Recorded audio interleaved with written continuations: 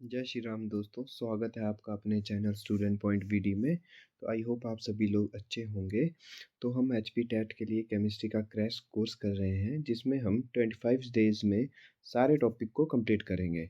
और वीडियो के एंड में हम आपके लिए उस टॉपिक से रिलेटेड प्रीवियस ईयर क्वेश्चंस और प्रैक्टिस सेट वो भी कंप्लीट करेंगे। और आपको इस वीडियो की पीडीएफ हमारे टेलीग्राम चैनल पर बिल्कुल फ्री मिल जाएगी, जिसका लिंक आपको डिस्क्रिप्शन बॉक्स में मिल जाएगा। तो बिना टाइम वेस्ट किए हम आज की वीडियो शुरू करते हैं। तो दोस्तों, आज हम पढ़ने वाले हैं फाइबर्स एंड पॉलीमर्स के। यह चैप्टर आपके लिए बहुत ही ज़्यादा इम्पोर्टेंट है और इससे क्वेश्चन भी बहुत ज़्यादा बनते हैं। ठीक है दोस्तों, और फाइबर्स हमारा 8th का चैप्टर है और पॉलीमर्स हमारा +2 का चैप्टर है। तो आज हम दोनों इसी वीडियोस में इन दोनों को कंप्लीट करवाने वाले हैं। तो सबसे पहले हम पढ़ेंगे फाइबर्स। फाइबर्स क्या होते हैं? Fibre is a thread like structure that are long, thin और फ्लेक्सिबल। फाइबर्स ऐसे होते हैं जिसका थ्रेड लाइक स्ट्रक्चर होता है, जो बहुत ज़्यादा लंबे होते हैं और बहुत ज़्यादा पतले, थिन और फ्लेक्सिबल होते हैं। उन्हें हम क्या बोलते हैं? फाइबर्स बोलते हैं। फाइबर्स हमारे दो दो प्रकार के होते हैं, एक नेचुरल फाइबर और सिंथेटिक फाइबर। नाम से ही पता चला नेचुरल फाइबर। नेचुरल फाइबर क्या होंगे? जो ऑब्टेन्ड होंगे किससे? प्लांट्स एंड एनिमल से। ऐसे फाइबर जो प्लांट्स और एनिमल से ऑब्टेन्ड होते हैं उन्हें क्या बोलते हैं? हम नेचुरल फाइबर्स। दोस्तों, इनके एग्जाम्पल जरूर पढ़ लेना, ये कई बार पेपर में पूछ लेते हैं। सिल्क क्या हमारे पास दोस्तों? नेचुरल फाइबर्स है। वूल क्या हमारे पास? नेचुरल फाइबर्स है। डीएनए, प्रोटीन, सेलुलस, ये सारे क्या हमारे पास? Natural fibres. और क्वेश्चन आया था कि सेलुलस की हमारे पास यूनिट्स क्या है, केमिकल यूनिट्स क्या है सेलुलस की? तो सेलुलस बना होता है हमारे पास ग्लूकोज से दोस्तों। ठीक है, और अगर इसको थोड़ा सा साइंटिफिकली देखा है तो ग्लूकोज कैसे लिंक्ड होता है? 1,4 पोजीशन से लिंक्ड होता है। ठीक है दोस्तों, ग्लूकोज। तो सेलुलस की यूनिट्स क्या है हमारे पास? ग्लूकोज है। ठीक है, नेक्स्ट हमारे पास सिंथेटिक फाइबर। ठीक है, सिंथेटिक फाइबर किसके बोलते हैं? सिंथेटिक नाम से पता चल रहा है which are made by human being, जो मनुष्य द्वारा बनाए जाते हैं, ऐसे फाइबर्स को क्या बोलते हैं? हम सिंथेटिक फाइबर्स बोलते हैं। जैसे फॉर एग्जांपल क्या क्या लिखे मैंने? रेवन और नाइलॉन, ये दोनों कौन से? सिंथेटिक फाइबर है। ठीक है दोस्तों, एग्जाम्पल जरूर इनके पढ़ लेना। क्वेश्चन ऐसे आता है कि कौन सा फाइबर्स हमारा सिंथेटिक फाइबर, 4 ऑप्शन दिए होंगे, उस 4 में से बताना होगा कि कौन सा हमारा फाइबर सिंथेटिक फाइबर्स है। ठीक है दोस्तों, तो रेवन, नाइलॉन क्या है? Synthetic fibres. जो भी फाइबर्स ह्यूमन बीइंग द्वारा बनाए जाते हैं, लैब में बनाए जाते हैं, ऐसे फाइबर्स को हम क्या बोलते हैं? सिंथेटिक फाइबर्स बोलते हैं। ठीक है दोस्तों, अब रेवन के बारे में हम कुछ चीज़ें याद पढ़ लेते हैं। जैसे रेवन, रेवन को हम आर्टिफिशियल सिल्क भी बोलते हैं दोस्तों। रेवन को क्या बोलते हैं हम? आर्टिफिशियल सिल्क भी बोलते हैं।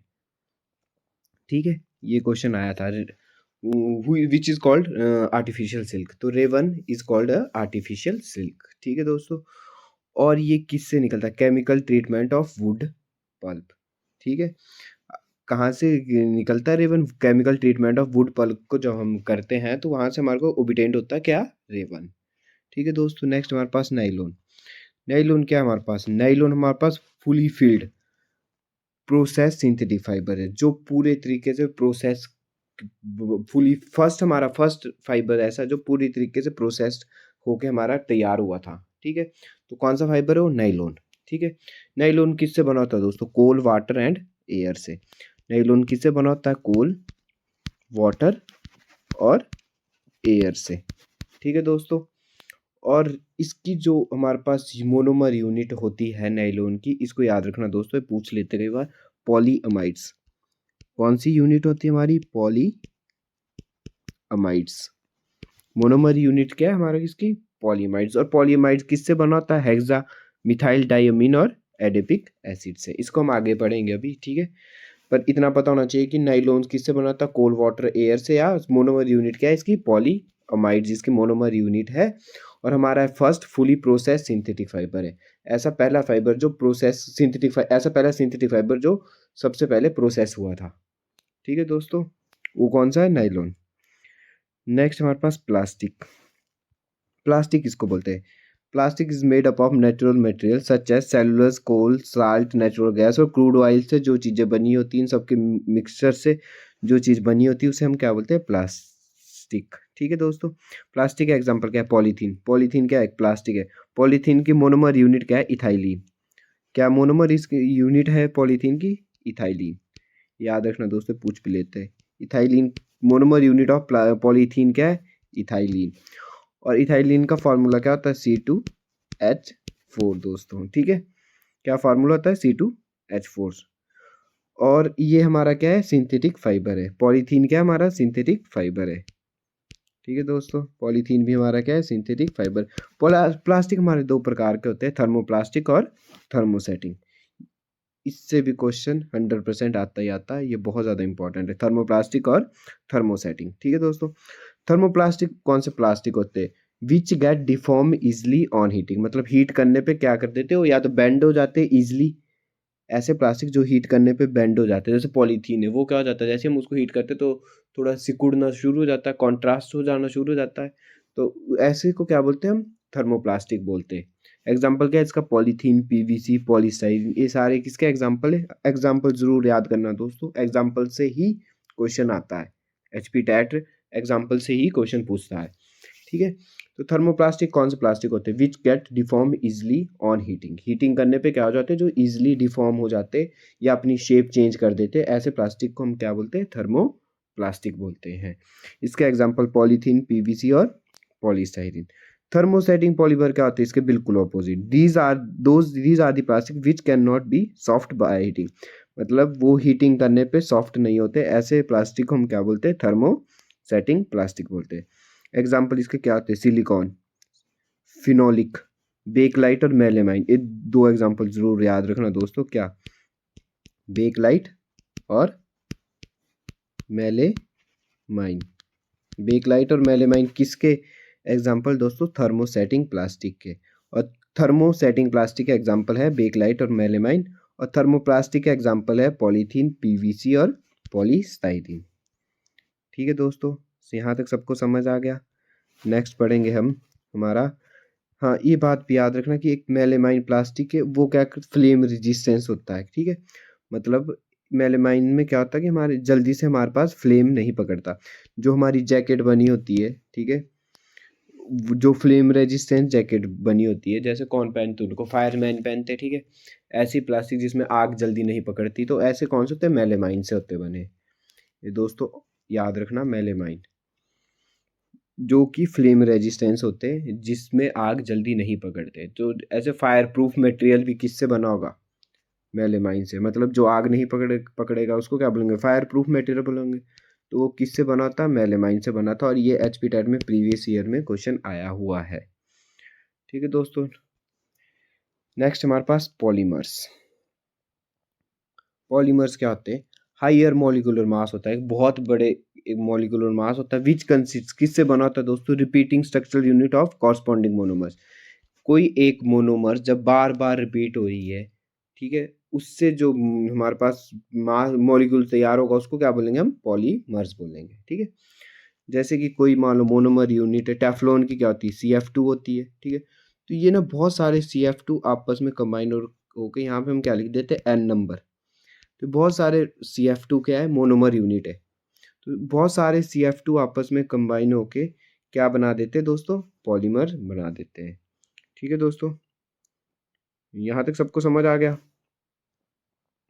क्या हो गया polymer? Higher molecular mass which consist of repeating structure unit of corresponding monomers. जो छोटी छोटी मोनोमर्स यूनिट से मिलके बना हो, उन्हें क्या बोलते हैं? हम पॉलीमर्स बोलते हैं। जैसे मान लो टेफ्लॉन की मोनोमर यूनिट क्या थी? CF2। ये बहुत सारे CF2 मॉलिक्यूल जब आपस में कंबाइन होकर, यहाँ क्या लिख दिया मैंने? N number of CF2। जब ये बहुत सारे CF2 मॉलिक्यूल आपस में कंबाइन होकर क्या बनाते हैं? टेफ्लॉन बनाते हैं, ठीक है। एक हाई मॉलिक्यूलर मास बनाते हैं जिसको हम क्या बोलते हैं? पॉलीमर बोलते हैं। पॉलीमर भी हमने कैटेगराइज दो टाइप में किए, एडिशनल पॉलीमर्स और कंडेंसेशन पॉलीमर्स। इन दोनों से भी क्वेश्चन आता है दोस्तों, एडिशन और कंडेंसेशन से, ठीक है। एडिशन पॉलीमर्स वो होते हैं, ठीक है, जिसमें डबल और ट्रिपल बॉन्ड प्रेजेंट हो, ठीक है दोस्तों। ऐसे मोनोमर जिसमें डबल और ट्रिपल बॉन्ड, ऐसे मोनोमर यूनिट जिसमें डबल और ट्रिपल बॉन्ड प्रेजेंट हो, उनको क्या बोलते हैं? हम एडिशनल पॉलीमर्स बोलते हैं।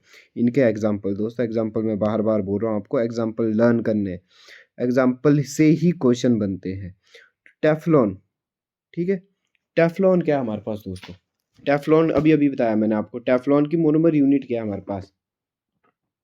है दोस्तों CF2 टेफ्लॉन की मोनोमर यूनिट क्या है CF2 डबल बॉन्ड CF2। ठीक है, तो CF2 क्या है हमारे पास, बीच में क्या कौन सा बॉन्ड आया, डबल बॉन्ड आया। ठीक है दोस्तों, तो ये ऐसे मोनोमर यूनिट जिसमें डबल बॉन्ड या ट्रिपल बॉन्ड हो उनको हम क्या बोलते हैं, एडिशनल पॉलीमर बोलते हैं। जैसे कि नेक्स्ट एग्जांपल क्या है हमारे पास, पॉलीस्टाइरीन। पॉलीस्टाइरीन क्या होता है, स्टाइरीन इसकी मोनोमर यूनिट है, स्टाइरीन इसकी मोनोमर यूनिट है। स्टाइरीन कैसे लिखते हैं हम, CH2 डबल बॉन्ड CH और यहाँ पे क्या होता है C6H5। ठीक है, एरोमेटिक कंपाउंड होता है C6H5। तो ऐसे इसमें क्या डबल बॉन्ड प्रेजेंट है, तो जिसमें डबल और ट्रिपल बॉन्ड प्रेजेंट हो उन्हें क्या बोलते हैं हम, एडिशनल पॉलीमर्स बोलते हैं। PVC पॉलीविनाइल क्लोराइड, तो इसकी मोनोमर यूनिट क्या है दोस्तों, विनाइल क्लोराइड। ये भी याद रखना, वो मोनोमर यूनिट क्या है इसकी, विनाइल क्लोराइड। आगे एक टेबल है जिसमें मैंने सबकी मोनोमर यूनिट बता रखी है, तो उसे एक बार देख लेना और लर्न कर लेना। ठीक है दोस्तों, तो लिखते कैसे इसको, CH2 डबल बॉन्ड CH, यहाँ क्या होता लगा Cl।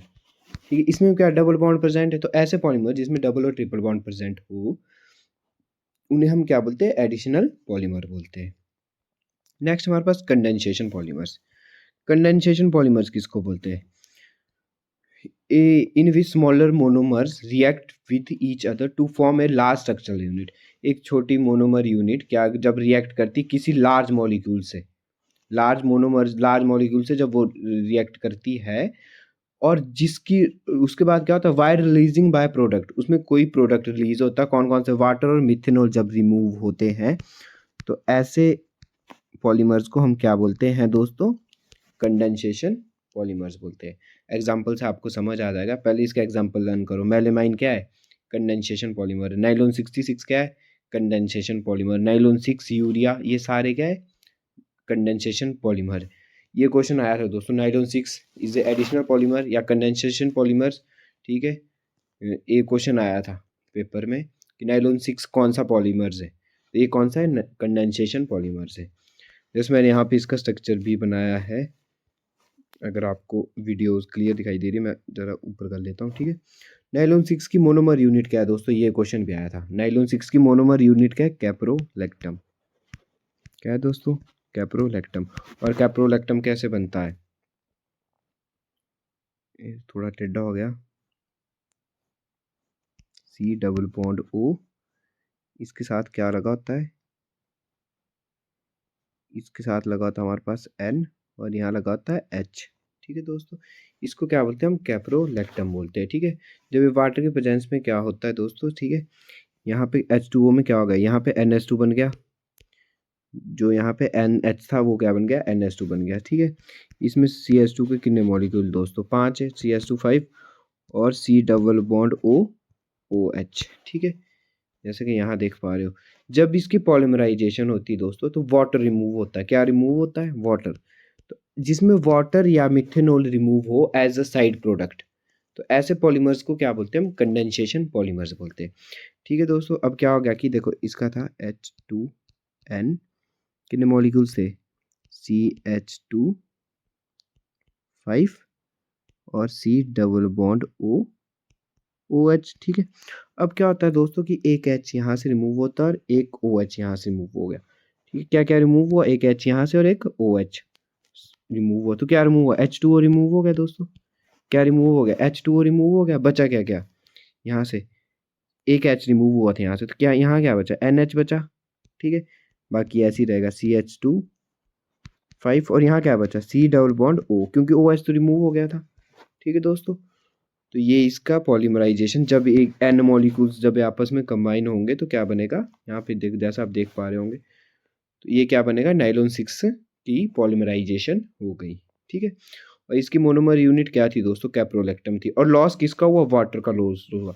जब वाटर या मिथेनॉल मॉलिक्यूल्स ऐसे लॉस बाय साइड प्रोडक्ट जब भी निकले तो ऐसे पॉलीमर्स को क्या बोलते हैं, कंडेंसेशन पॉलीमर्स बोलते हैं। नेक्स्ट हमारे पास नाइलॉन 66। यहाँ पे देखो इसकी मोनोमर यूनिट याद रखनी, हेक्सामिथाइल डाइअमीन और एडापिक एसिड। क्या मोनोमर यूनिट है इसकी, हेक्सामिथाइल डाइअमीन और एडापिक एसिड नाइलॉन 66 की मोनोमर यूनिट है। तो देखो दोस्तों ये कैसे हुआ, H2N CH2 6 NH2 plus OH दोस्तों COOH। एडिपिक एसिड क्या होता है? COOH।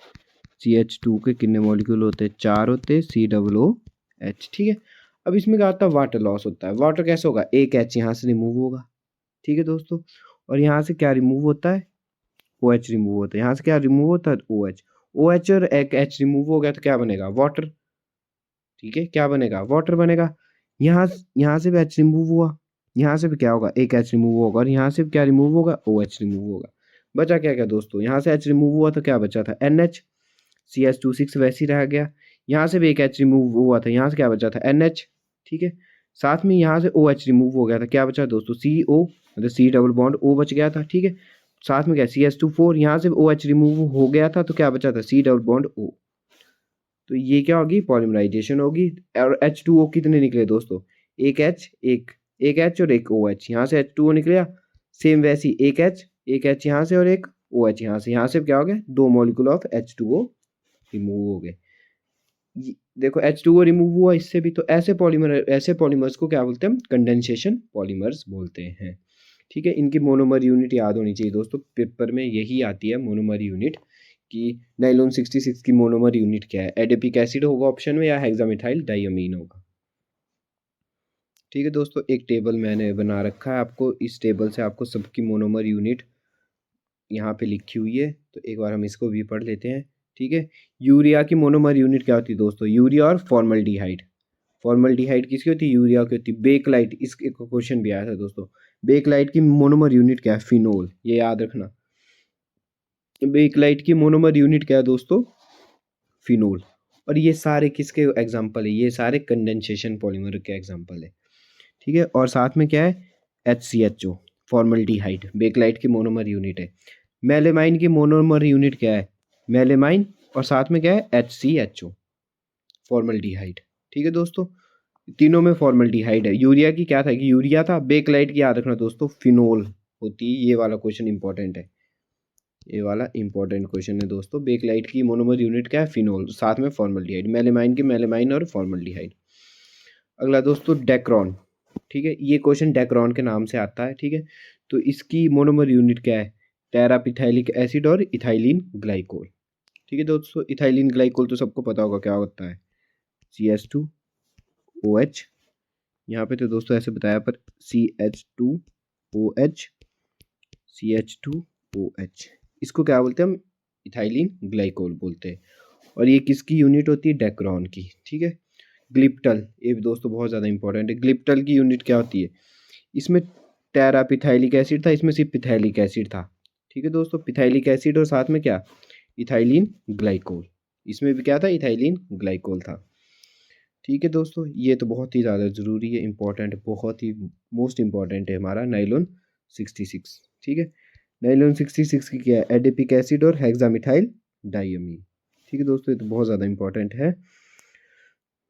नेक्स्ट हमारे पास नाइलॉन 6 की, इसकी भी मैंने बता दिया आपको क्या है इसकी नाइलॉन 6 की मोनोमर यूनिट? कैप्रोलैक्टम। ठीक है दोस्तों, नेक्स्ट है आइसो।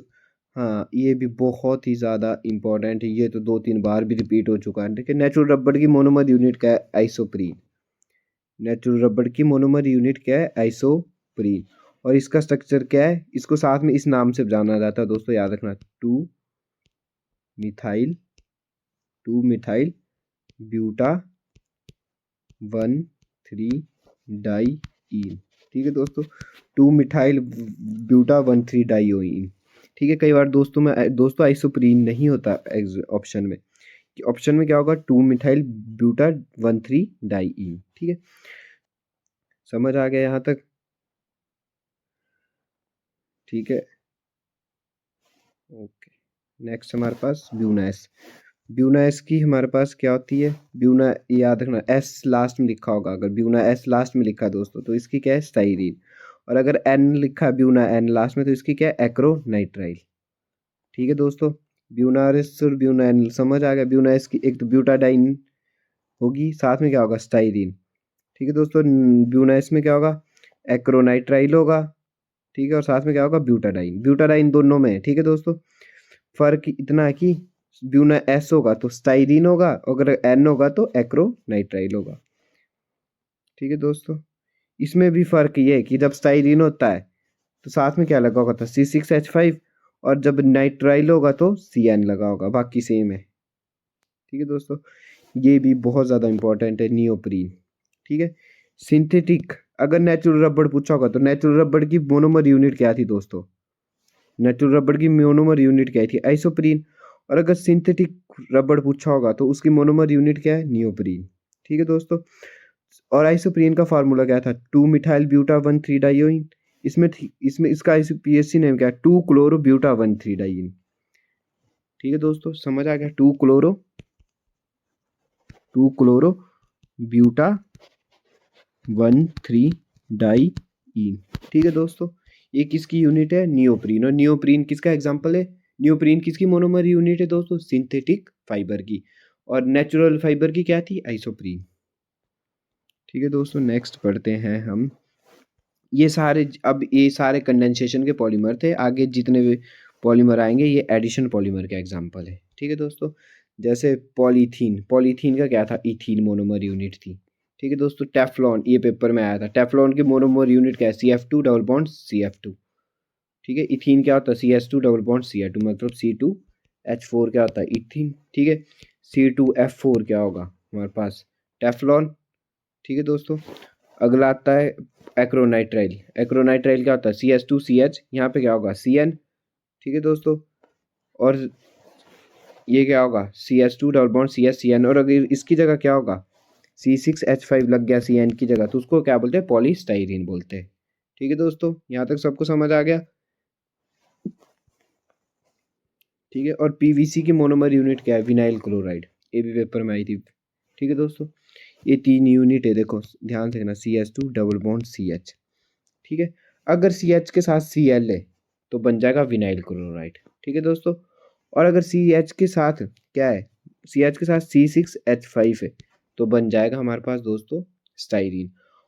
और अगर CH के साथ CN है तो बन जाएगा हमारे पास क्या? CH के साथ क्या है दोस्तों? यहाँ पे CN हो तो क्या बन जाएगा? नाइट्राइल।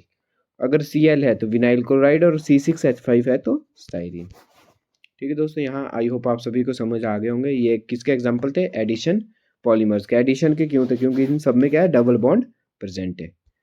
ठीक है दोस्तों, देख रहे होंगे आप, इन सब में क्या है? डबल बॉन्ड प्रेजेंट है। ये सारे किसके एग्जाम्पल थे हमारे पास दोस्तों? एडिशन पॉलीमर्स के। ठीक है दोस्तों, नेक्स्ट बढ़ते हैं हम वॉल्कनाइजेशन ऑफ रबड़। ये भी बहुत ज़्यादा इंपॉर्टेंट है, वॉल्कनाइजेशन ऑफ रबड़। वॉल्कनाइजेशन ऑफ रबड़ क्या है? जब हम नेचुरल रबड़ में, किस में? नेचुरल रबड़ में। नेचुरल रबड़ क्या था हमारे पास? आइसोप्रीन। जब हम आइसोप्रीन या 2 मिथाइल ब्यूटा 1 3 डाइइन में सल्फर को ऐड करते हैं एट 375 to 415 कैल्विनाइजेशन, उसको क्या बोलते हैं हम? वॉल्कनाइजेशन ऑफ रबड़। ठीक है दोस्तों, अब क्या था ये देखो यहाँ पे, ये क्या था हमारे पास? क्या था? 2 मिथाइल ब्यूटा 1 3 डाइइन 1 3 डाइइन। ठीक है दोस्तों, ऐसे नंबरिंग दे सकते हैं आप 1 2 3 4। ठीक है, यहाँ से नंबरिंग देंगे तो क्या आ जाएगा? 1 2 3 4। ठीक है दोस्तों, यहाँ से नंबरिंग 1 2 3 4, तो 2 मिथाइल, 4 कार्बन तो ब्यूटा। ठीक है, और डबल बॉन्ड 1 3 डाइइन। ठीक है, अब क्या होगा दोस्तों यहाँ पे?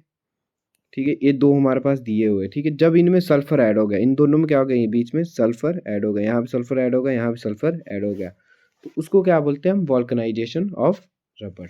ठीक है दोस्तों, ये समझ आ गया किसको हम वॉल्कनाइजेशन बोलते हैं? जब नेचुरल रबड़ में हम किसको ऐड करते हैं? सल्फर को ऐड करते हैं, तो उसको क्या बोलते हैं हम? वॉल्कनाइजेशन ऑफ रबड़।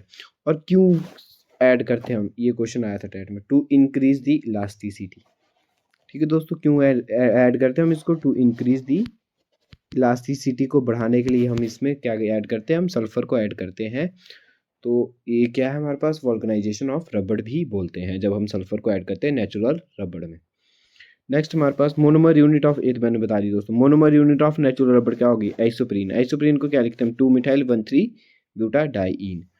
और सिंथेटिक रबड़ की मोनोमर यूनिट क्या है दोस्तों? नियोप्रीन। क्या है? नियोप्रीन। इसका फॉर्मूला क्या है? 2 क्लोरो ब्यूटा 1 3 डाइइन। ठीक है, या 1,3 ब्यूटाडीन या ब्यूटा 1,3 डाइन या ब्यूटा 1,3 डाइन। इसमें क्या होगा, 2 क्लोरो होगा, इसमें क्या होगा, 2 मिथाइल होगा। ठीक है दोस्तों, यही फ़र्क है इसमें आइसोप्रीन और नेचुरल रबड़ में। ठीक है, समझ आ गया दोस्तों यहाँ तक। अब हम पढ़ने वाले हैं इससे जो भी प्रीवियस ईयर क्वेश्चंस आए हैं और कुछ इंपॉर्टेंट क्वेश्चंस जो आने वाले टैट में आ सकते हैं। ठीक है दोस्तों, तो पहला क्वेश्चन हमारा, which metals are called synthetic fibre. इनमें से सिंथेटिक फाइबर्स कौन सी मेटल्स है, कौन सी फाइबर्स है दोस्तों, सॉरी मेटल लगा था बोले, मैंने लिखा भी यहाँ पे मेटल ही है। ठीक है, इनमें से कौन सी फाइबर सिंथेटिक फाइबर है, बताओ दोस्तों। नाइलॉन क्या है, सिंथेटिक फाइबर है। रेवन क्या है, सिंथेटिक फाइबर है। पॉलीथीन क्या है, सिंथेटिक फाइबर है। बेकलाइट क्या है, सिंथेटिक फाइबर है। तो दोस्तों यहाँ पे इसका ऑप्शन क्या होगा दोस्तों, ये याद रखना, ये दोनों ही सिंथेटिक फाइबर है। ये मैंने थोड़ा कन्फ्यूज़न के लिए ऐसा क्वेश्चन लिखा है।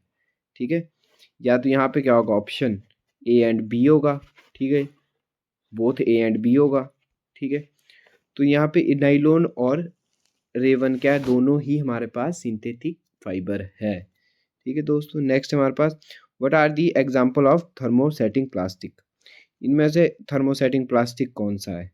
ठीक है, तो कौन सा दोस्तों, पॉलीथीन, पीवीसी, पॉलीस्टाइरीन, ये सारे कौन से, ये सारे एग्जांपल किसके, थर्मोप्लास्टिक है। सिर्फ बेकलाइट क्या है, थर्मोसेटिंग का एग्जांपल है। नेक्स्ट है, which is use for the made for fire proof jacket. अभी बताया था दोस्तों मैंने, फायर प्रूफ जैकेट किससे बना होता है दोस्तों, किससे बना होता है, मेलेमाइन। किससे बना होता है, मेलेमाइन से। तो ये भी बहुत ज़्यादा इम्पोर्टेंट क्वेश्चन है, ये शायद 1-2 बार रिपीट हो गया था। ये कई बार ऐसे पूछ देते कि फायर प्रूफ। ठीक है दोस्तों, फायर प्रूफ जो हमारे पास फायर प्रूफ मैन होते हैं वो कौन सी जैकेट का यूज़ करते हैं, तो किसका यूज़ करते हैं दोस्तों, मेलेमाइन का। ठीक है, नेक्स्ट हमारे पास, what are the example of condensation polymer. Condensation का पॉलीमर का एग्जांपल कौन सा है, तो यहाँ पे मैंने आंसर लिख दिया था दोस्तों, क्या है इसका, nylon 6 is the example of condensation polymer. ठीक है, कंडेंसेशन पॉलीमर क्या होता है, जिसमें क्या लॉस होता था, वाटर या मिथेनॉल लॉस होता था जब उनकी पॉलीमराइजेशन होती थी। तो ऐसे पॉलीमर्स को क्या बोलते हैं, हम कंडेंसेशन पॉलीमर्स बोलते हैं। नेक्स्ट हमारे पास, what are the monomer unit of natural rubber. Natural rubber की मोनोमर यूनिट क्या है दोस्तों, आइसोप्रीन। ध्यान से पढ़ना, नेचुरल रबड़ पूछा होगा तो आइसोप्रीन होगा। ठीक है, अगर यहाँ पे सिंथेटिक रबड़ पूछा तो क्या होता, क्लोरोप्रीन होता। ठीक है दोस्तों, CF2 is the monomer unit of, CF2 किसकी मोनोमर यूनिट है, टेफ्लॉन की। किसकी दोस्तों, टेफ्लॉन की। CF2 किसकी मोनोमर यूनिट है, टेफ्लॉन की। और ये किसका एग्जांपल दोस्तों, एडिशन पॉलीमर का एग्जांपल है। किसका एग्जांपल है दोस्तों, एडिशन पॉलीमर का एग्जांपल है। और आज का क्वेश्चन ऑफ द डे मैं आज यहाँ स्क्रीन पे लिखूंगा आपकी। ठीक है, ये बताना मुझे आपको कि हेक्सा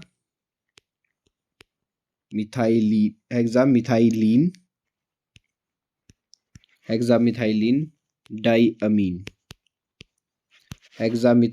डाइअमाइन किसकी मोनोमर यूनिट है। ठीक है दोस्तों, हेक्सामिथाइल डाइअमाइन किसकी मोनोमर यूनिट है, ये आपका क्वेश्चन ऑफ द डे, और इसका आंसर सारे कमेंट बॉक्स में ज़रूर देंगे। ठीक है दोस्तों, हेक्सामिथाइल डाइअमीन किसकी मोनोमर यूनिट है। ठीक है दोस्तों, यहाँ तक आज का टॉपिक यहीं ख़त्म होता है। तो आई होप आपके लिए यह वीडियो बहुत ही ज़्यादा यूज़फुल रही होगी। और दोस्तों, हम बहुत ज़्यादा मेहनत करके आपके लिए एक ही जगह पर सारे कंटेंट को लेकर आ रहे हैं जो भी HP टेट से रिलेटेड है। ठीक है दोस्तों, तो आपसे हम यही उम्मीद करेंगे कि आप हमारे इस चैनल को ज़रूर सब्सक्राइब करेंगे और नोटिफिकेशन बेल को भी ऑन करेंगे ताकि आपको हर एक अपडेट मिलती रहे। और thanks for watching this video.